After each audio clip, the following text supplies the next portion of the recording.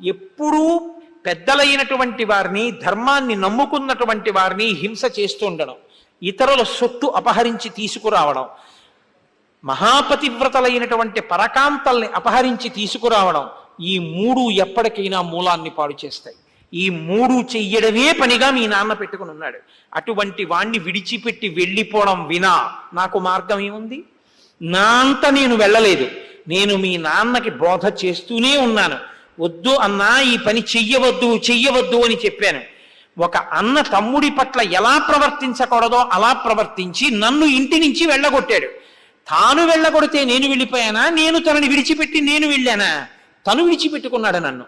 నేను ధర్మం కోసం రాముణ్ణి ఆశ్రయించాను. నీకు ఏ పాటి ధర్మం తెలిసింది నన్ను అధిక్షేపించి మాట్లాడుతున్నావు?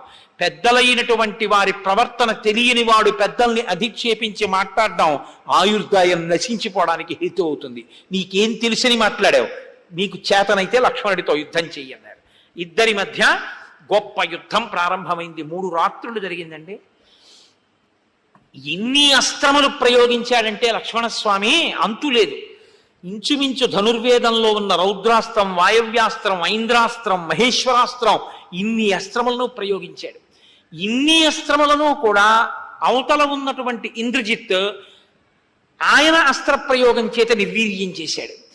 ఇద్దరి మధ్య జరిగినటువంటి యుద్ధంలో ఇద్దరి శరీరాలు పూచిన మోదుగు చెట్లయిపోయి నెత్తురు కాల్వలు కట్టింది. అంత భయంకరమైన యుద్ధం.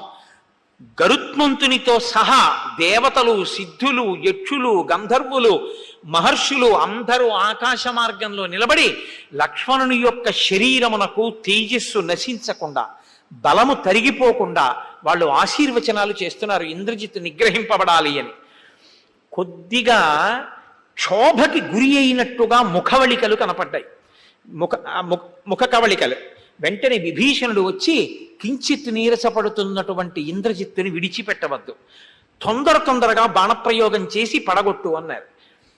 ఈలోగా అక్కడ ఉన్నటువంటి రాక్షసులతో మాట్లాడుతూ లక్ష్మణుడితో యుద్ధం చేస్తూ, లక్ష్మణుడిని రెచ్చగొట్టి మాట్లాడుతూ, లక్ష్మణుడి యొక్క ఏకాగ్రతని కించిత్ భంగం చేస్తూ, మీరు నా వెంట లక్ష్మణుడు తరవకుండా చూడండి, నేను ఒక్కసారి ఇంటికి వెళ్ళి ఇంతకన్నా బలమైన రథాన్ని, చాలా గొప్ప అస్త్రములను తీసుకుని వస్తానని ఒక్క క్షణంలో మాయమై లంకి వెళ్ళిపోయాడు.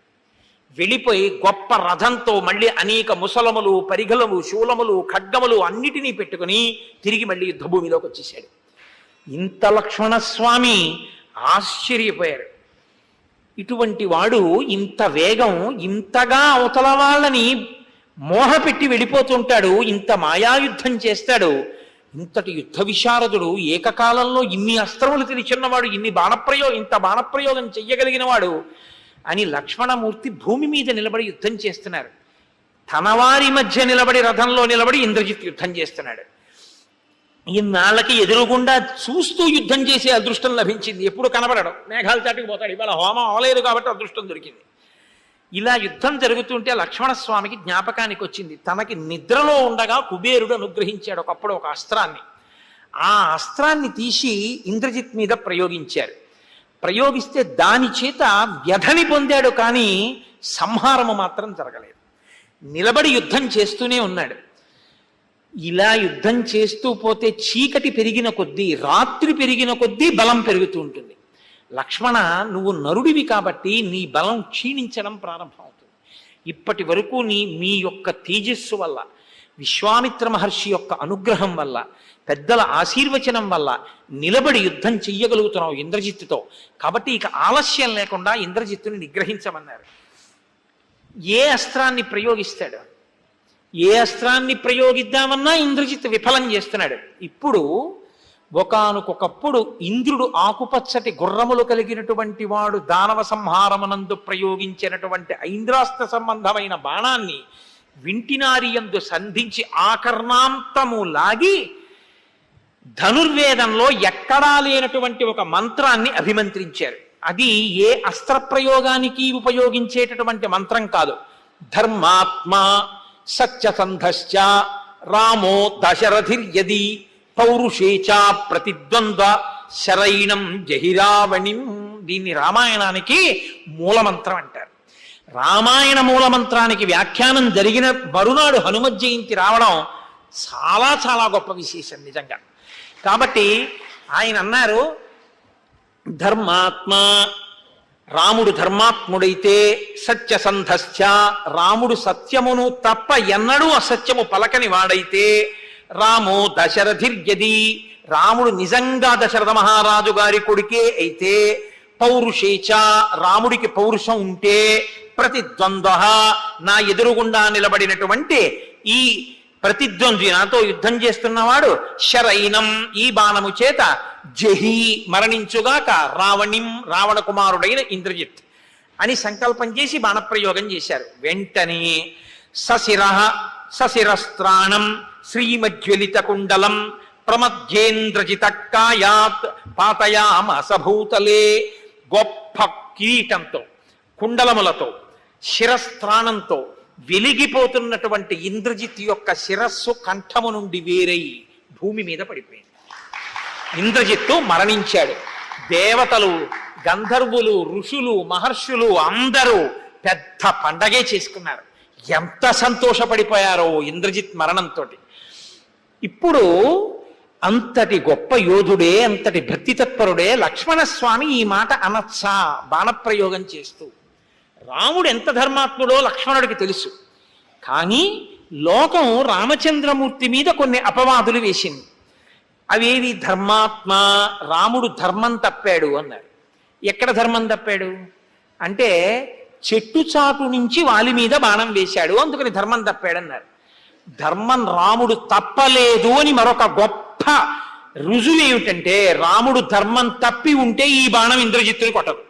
రాముడు ఎన్నడూ ధర్మం తప్పని వాడు కాబట్టే ఆఖరికి లక్ష్మణస్వామి బ్రహ్మాస్త్ర ప్రయోగం చేస్తానన్న, కంటికి కనపడని వాణ్ణి చంపవద్దు అన్న ధర్మాత్ముడు కాబట్టే ఇంద్రజిత్ నిగ్రహింపబడ్డాడు. అటువంటి ధర్మాత్ముడు రామచంద్రమూర్తి నిరూపించింది ఈ శ్లోకం. సత్యసంధశ్చ, రాముడెన్నడూ అబద్ధము తెలియనివాడు. కానీ రాముడు అబద్ధం ఆడాడన్నారు. ఎక్కడ ఆడాడన్నారు?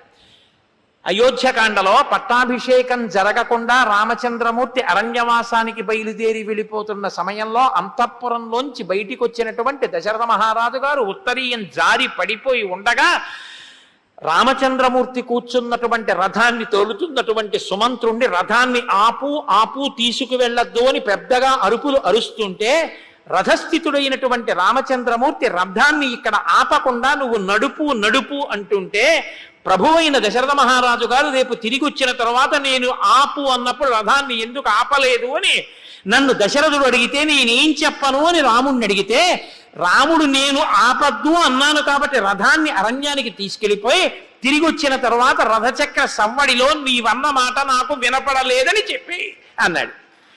అబద్ధం చెప్పడం ఒకటి, చెప్పించడం ఒకటి కాదు కాబట్టి రాముడు అసత్యం ఆడాడన్నారు. రాముడి రథాన్ని ఆ రోజున ఆపి ఉంటే, కౌసల్యామాత దశరథుడు వచ్చి రామచంద్రమూర్తిని గట్టిగా పట్టుకుంటే, తిరిగి అరణ్యానికి వెళ్ళలేనటువంటి స్థితిని కల్పిస్తే, తండ్రి అసత్యమునందు పడిపోయి పొందవలసినటువంటి ప్రయోజనాన్ని పొందకుండా పోతాడు. కాబట్టి తండ్రిని సత్యమునందు నిలబెట్టడం అనేటటువంటి పెద్ద ధర్మాన్ని ఆవిష్కరించడం కోసం ఒక చిన్న అనృతాన్ని ఆడిస్తే దోషం లేదు కాబట్టి పెద్ద ధర్మాన్ని నిలబెట్టడానికి చిన్ని అధర్మం చేసి తప్పని శాస్త్రం అందో. కొడుకు తండ్రి మరణశయ్య మీద ఉండి సంధ్యావందనం చెయ్యలేకపోతే తండ్రి పేరు మీద సంధ్యావందనం చేసి తాను ప్రాయశ్చిత్తంతో వేలదాటాక సంధ్యావందనం చెయ్యొచ్చు. కాబట్టి చిన్న అధర్మం పెద్ద ధర్మాన్ని నిలబెడితే దోషం కిందకి రాదు. ఒక గోవు ఇలా వెళ్ళిపోతే కసాయి వాళ్ళు వచ్చి ఆవిటి వెళ్ళిందా అని అడిగితే నాకు తెలియదు అని చెప్తే అబద్ధం చెప్పినట్టు కాదు, గోప్రాణ రక్షణ చేసిన పుణ్యం అందులో పెడుతుంది. కాబట్టి రాముడు అసత్యమాడలేదు, నిరూపింపబడింది. కాబట్టి ధర్మాత్మ సత్యసంధశ్చ రామో దశరథిర్యది, రాముడు దశరథ మహారాజు గారి కొడుకు కాడు. పాయస పాత్ర వచ్చింది ఆనాడు బాలకాండలో. ఆ యజ్ఞం చేసినప్పుడు పుత్రకామేష్టిలో వచ్చినటువంటి యజ్ఞ పురుషుడిచ్చినటువంటి పాయస పాత్రలోని పాయసాన్ని ఆరగించడం వల్ల జన్మించాడు తప్ప దశరథ మహారాజు గారి గొప్పతనం అందులో లేదు అన్నారు కొంతమంది. రాముడు నరుడిగా జన్మించడం కోసం వచ్చినవాడు, నరుడిగా ఉంటే తప్ప రావణ సంహారం కాదు. కాబట్టి నరుడిగా వచ్చాడు కాబట్టి నరుడిగా జన్మించాలంటే దశరథ మహారాజు గారి తేజస్సు కౌసల్య సుమిత్ర కైకేయులలోకి ప్రవేశిస్తే తప్ప నర ఉత్పత్తి జరగదు.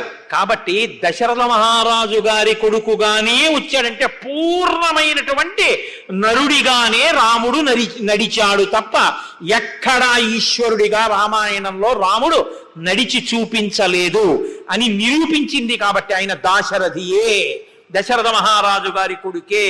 అందుకే ఆయన్ని దాశరథి కరుణాపయోనిధి అంటే పొంగిపోతాడని నిరూపించినటువంటి శ్లోకము కనుక ధర్మాత్మ సత్యసంధశ్చ రామో దశరథిర్యది పౌరుషేచ.